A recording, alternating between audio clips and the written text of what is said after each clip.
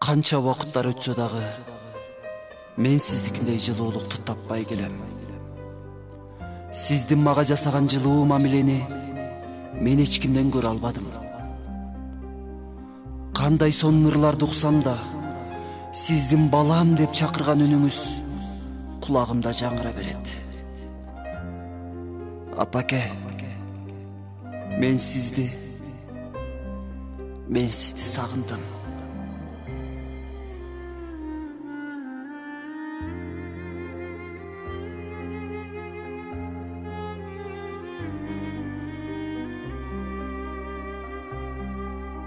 Сиздин жасаган ысык наныңыздын жытын сагындым. Балам деп башыман сылаган жылуу алаканыңызды сагындым. Эгер билсеңиз, мен сиз менен кайра балалыкка баргым келет. Артыңыздан ээрчип, этегиңизге жармашып, мойнуңуздан кучактап, апау деп эркелегим келет.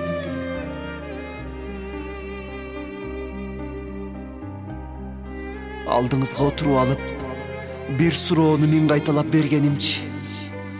Ошондо мени бооруңузга кысканыңыздай, мен сизди да бек кучактап бетиңизден сүйсөм гана. Сабактан келатканда, келдиңби тентегим деп айткан үнүңүз али кулагымда жаңырып турат. Апаке, сенин тентегиң жакында үйлөнөт. Сиз жок, атам жок, бир жетим үйлөнөт. Өзүңүз салам деп даярдап жүргөн ак жоолугуңузду тайенем салат. Гулду куруп чоң атам барат. Силер болгондо гана келин алам деп кешигиңди бышырбайт белең. Уулум үйлөнөт деп башатын байлабайт беле. Арман дүйнө.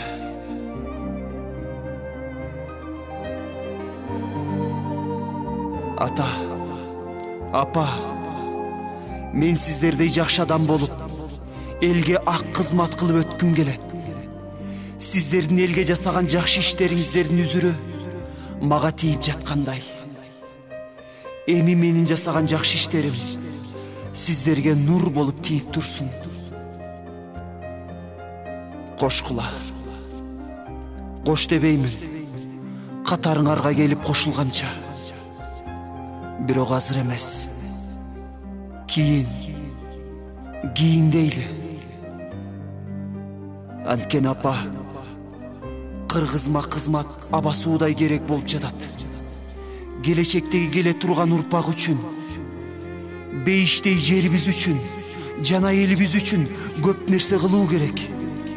Заман башка, жолубуз туман. Бирок туманды кээ бир байкежелерим сүрүп жатышат. Алардын арасында мен да бармын.